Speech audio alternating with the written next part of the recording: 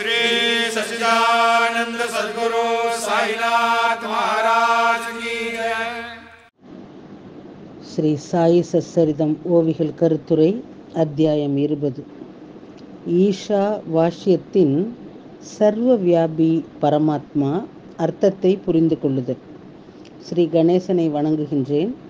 அறிவை அளிப்பவளான அன்னை ஸ்ரீ சரஸ்வதி தேவியை வணங்குகின்றேன். ஸ்ரீ குருதேவரை வணங்குகின்றேன். ஸ்ரீ குல தேவதையை வணங்குகின்றேன். ஸ்ரீ சீதா ராமச்சந்திரனை வணங்குகின்றேன். ஸ்ரீ சத்குரு சாய்நாத் மகாராஜை வணங்குகின்றேன்.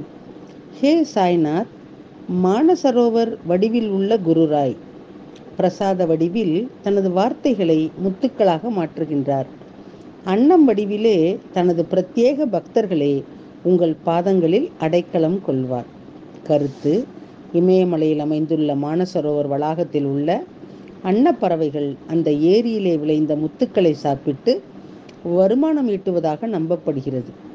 இடைவிடாது அடைக்கலம் தரும் பெருந்தன்மையான குருவே, அன்னம் போன்ற உனது பக்தர்களுக்கு அமிர்தமாகிய முத்து உணவை ஊட்டி அவர்களுக்கு நித்திய இளைப்பாறுதலை அளித்து பிறப்பு இறப்பு சூழலில் இருந்து அவர்களை விடுவிக்கின்றாய். சாதனை படைத்த மனிதர்கள் மற்றும் சாதனைகளின் உறைவிடமான பகவான் ஸ்ரீ சாயியின் தரிசனத்தால் உலகின் அனைத்து உழைப்பும் தணிந்து விடுகின்றது. மாயை நீங்கும். உங்கள் முன்னிலையில் அனைத்து தீமைகள், பற்றுதல்கள், அறியாமை மற்றும் மாயைகள் தானாகவே மறைந்துவிடும். ஸ்ரீ சாயி பகவான் அடிப்படையிலே நிர்குண வடிவமற்றவர். பக்தர்களின் நலனுக்காகவே சகுண ரூபம் எடுத்துள்ளார். மாயாவின் ரஜ, தம, சத்துவ குணங்களையும் கடவுளின் சச்சித் ஆனந்த குணங்களையும் இணைத்து ஒரு திறமையான இயக்குனராக இந்த உலக நாடகத்திலே ஒரு சிறந்த நடிப்பை வெளிப்படுத்துவது போல அவர் ஒரு சிறந்த நடிகராக தனது நாடகத்தை உருவாக்கினார். வாருங்கள், ஸ்ரீ சாயியை இப்படி தியானியுங்கள். ஷீரடிக்கு சென்று மதியம் ஆரத்திக்கு பிறகு பாபா பக்தர்களுக்கு உதி கொடுக்கும் காட்சியை உங்கள் மனதிலே நினைத்து பாருங்கள். மதிய ஆரத்திக்கு பிறகு பாபா மஸ்ஜித் மாயினுடைய தரையிலே நின்று அனைத்து பக்தர்களுக்கும் உதி பிரசாதம் விநியோகித்தார். அன்பான பக்தர்களும் பாபாவை தரிசனம் செய்து அவரது பாதங்களை அணைத்து அவரது முகத்தில் உள்ள ஒளியை பார்ப்பார்கள். அப்போது பாபா அவருக்கு கை நிறைய உதி பிரசாதம் எடுத்து கொடுப்பார். பாபா பக்தர்களுக்கு கை நிறைய உதி எடுத்து கொடுப்பார். அன்பான நிலையில் பக்தர்களின் நெற்றியிலே கட்டை விரலால் உதி பூசுவார். பாபா தனது பக்தர்களிடம் அப்படிப்பட்ட தனி அன்பு கொண்டிருந்தார். உதி கொடுக்கும் போது பாபா, போ பாயி, போய் சாப்பிடு, அண்ணா போய் 2 வாய் சாப்பிடு, போ பாயி, அவரவர் வீடுகளுக்கு சென்று சாப்பிடுங்கள் என்று கூறுவார்.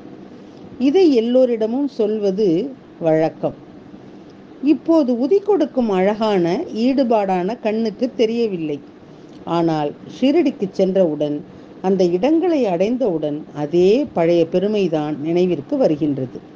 அதை கவனமாக கற்பனை செய்தால் அந்த ஆனந்தத்தை நம்மால் அனுபவிக்க முடியும்.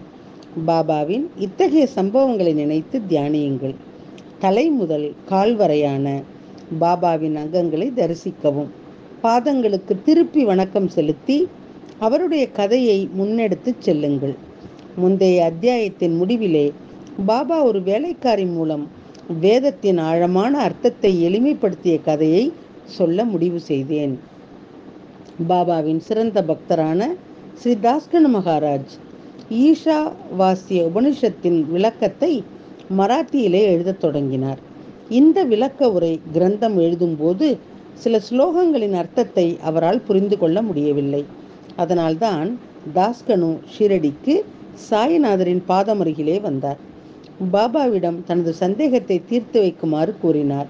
நீங்கள் மீண்டும் காக்கா சாஹேப் தீக்ஷித்தினுடைய வீட்டிற்கு செல்லும் போது அங்குள்ள பணிப்பெண் உங்கள் சந்தேகத்தை தீர்த்து வைப்பார் என்று பாபா கூறினார். இப்போது இந்த தலைப்பின் கதையை மேலும் தொடர்வோம். கேட்பவர்கள் ஒருமுகப்பட்ட மனதுடன் அதை கேட்க வேண்டும். இதன் மூலம் அதன் முழுமையான மற்றும் பொருத்தமான பொருளை புரிந்து கொள்ள முடியும். சமஸ்கிருத மொழி அறிவு இல்லாத பக்தர்களுக்கு ஈஷா வாஷ்ய உபனிஷத்தின் அர்த்தத்தை ஓவி வடிவ கவிதை நடையிலே விளக்க வேண்டும். அத்தகைய யோசனையுடன் தாஸ்கனு சமஸ்கிருத மொழியை சுலபமாக அணுகக்கூடிய மராத்தி மொழிபெயர்ப்பை எழுத முடிவு செய்து நூலை எழுதத் தொடங்கினார். ஈஷா வாசிய உபனிஷத் மிகவும் மர்மமான மற்றும் ஆழமான அர்த்தங்கள் நிறைந்தது. அதை ஓவி வடிவ மொழிபெயர்ப்பாக எழுத முடிவு செய்தார். ஆனால் அதன் மர்மமான வார்த்தைகளின் உண்மையான அர்த்தம் புரியாமல் அவரால் அதை ரசிக்க முடியவில்லை. அவர் தனது வேலையிலே திருப்தி அடையவில்லை. இந்த உபநிடதம் 4 வேதங்களின் சுருக்கமே இந்த உபனிஷத்தின் பொருள். கடவுள் மற்றும் ஸ்ரீ குருவின் அருள் இல்லாமல் அதன் பொருளை புரிந்து கொள்வது மிகவும் கடினம். ஒருவன் உபநிடதங்களை தன் ஞானத்தின்படி விளக்கி தன்னை அறிவாளியாக கருதி எழுத முயற்சி செய்தால் அது மிகவும் கடினமான காரியம் என்பதை அவன் புரிந்து கொள்ள வேண்டும். இந்த மாபெரும் பணிக்காக குருவின் அருளை பெறவில்லை என்றால் அதை ஒருபோதும் அடைய முடியாது. குருவின் அருள் இல்லாமல் அதன் அர்த்தம் புரிந்து கொள்ள முடியாது. இந்த பாதையிலே பல தடைகள் தொடர்ந்து வரும். அதே முயற்சியை மேற்கொள்பவர் குருவின் பாதங்களில் மூழ்கி இருக்கும்போது அவர் எந்த தடையையும் சந்திப்பதில்லை. எந்த அர்த்தமும் மர்மமாக தெரியவில்லை. குருவின் அருளால் எந்த ஆழமான அர்த்தத்தையும் எளிதிலே புரிந்து கொள்ள முடியும். இந்த ஈஷா வாஷ்ய உபனிஷத் நித்திய சுய அறிவுக்கான வழிமுறையாகும் மற்றும் பிறப்பு இறப்பு சுழற்சியிலிருந்து விடுதலை அளிக்கின்றது. அகங்காரமும் மரியாதையும் இல்லாதவரே இந்த வேதத்தை புரிந்து கொள்ள முடியும். இந்த மந்திரங்களின் அர்த்தத்தை அவரால் மட்டுமே தெளிவாக வெளிப்படுத்த முடியும். நாம் சத்குருவுடன் தொடர்ந்து இணைந்திருக்கும் போது, அவருடைய சகவாசத்திலே இருக்கும்போது இந்த ஆழமான அர்த்தம் ஒரே நொடியிலே புரிகின்றது. புத்தியை மூடியிருக்கும் புரியாத முக்காடு நீங்கி ஆழமான அர்த்தம் தெளிவாக புரியும். சமஸ்கிருத மொழியிலிருந்து ஈஷா வாஷ்ய உபநிடதத்தை இயற்கையான மொழிக்கு மாற்றும்போது தாஸ்கனுவும் இதே நிலையை எதிர்கொண்டார். ஆனால் சாயியின் அருளால் அவருடைய அறியாமை மற்றும் நடைகள் அனைத்தும் நீக்கப்பட்டன. தாஸ்கனுவுக்கு சமஸ்கிருத மொழி பற்றிய முழுமையான அறிவு இல்லை.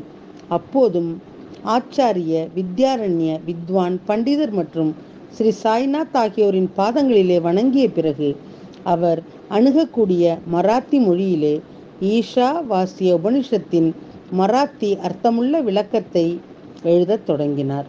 குறிப்பு: ஆச்சாரிய வித்யாரண்யா இந்த அறிஞர் பண்டிதர் சமஸ்கிருத மொழியிலே பஞ்சதசி என்ற நூலை இயற்றியுள்ளார்.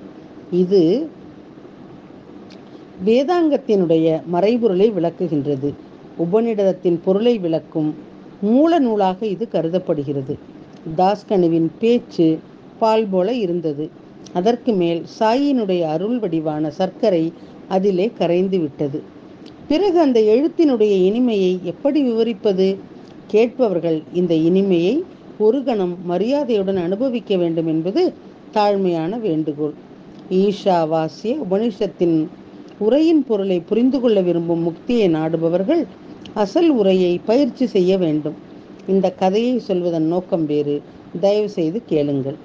வேதத்தை பயிற்சி செய்யும் போது பக்தர்களுக்கு புரிந்து கொள்வதிலே சிரமம் ஏற்படும் போதெல்லாம் பாபா அந்த கடினமான மற்றும் மறைவான வார்த்தையின் தெளிவான அர்த்தத்தை அந்த பக்தருக்கு எவ்வாறு விளக்குகின்றார் என்பதை கேளுங்கள். கேட்பவரின் அதன் பொருளை புரிந்து கொள்ள வேண்டும். இந்த கதையை சொல்வதன் எனது அடிப்படை நோக்கம் இதுதான். எனவே இந்த கதையை அமைதியாக கேட்குமாறு தாழ்மையுடன் கேட்டுக்கொள்கின்றேன். ஈஷாவாசிய உபநிடதத்திற்கு ஓவி வடிவ வர்ணனையை எழுதியதன் மூலம் தாஸ்கனு கற்றறிந்த அறிஞர்களின் பாராட்டை பெற்றார். ஆனால் இன்னும் ஒரு சந்தேகம் அவரது மனதிலே இருந்தது. தாஸ்கனுவும் அந்த சந்தேகத்தை பண்டிதர்களுடன் விவாதித்தார். ஆனால் பலமுறை முயற்சித்த போதிலும் திருப்திகரமான பதில் கிடைக்கவில்லை. இந்த காலகட்டத்திலே சில காரணங்களால் தாஸ்கனு ஷீரடி சென்றார். அவர் ஷீரடிக்கு வந்ததும் அவருடைய சந்தேகம் எளிதிலே தீர்ந்துவிட்டது. தாஸ்கனு ஷீரடிக்கு சென்று பாபாவை பார்த்தார். பாபாவின் பாதத்திலே தலை வைத்து வணங்கி திருப்தி அடைந்தார். துறவியின் வாயிலிருந்து வரும் தேனான வார்த்தைகள், துறவியினுடைய அருள் மற்றும் துறவியின் மகிழ்ச்சியான தோற்றம், இவை அனைத்தும் பக்தர்களுக்கு நன்மை பயக்கும். ஸ்ரீ ஹரிஹரார்ப்பணமஸ்து. சுபம் பவது. அத்தியாயம் 20. ஈஷா வாஷ்யத்தின் சர்வவியாபி பரமாத்மா அர்த்தத்தை புரிந்து கொள்ளுதல், ஓவிகள் மற்றும் கருத்துரை அடுத்த தொடரிலே கேட்கலாம். சாயியை பணிவோம். சாந்தி நிலவட்டும். ஓம் சாய்ராம். श्री सच्चिदानंद सद्गुरु साईनाथ महाराज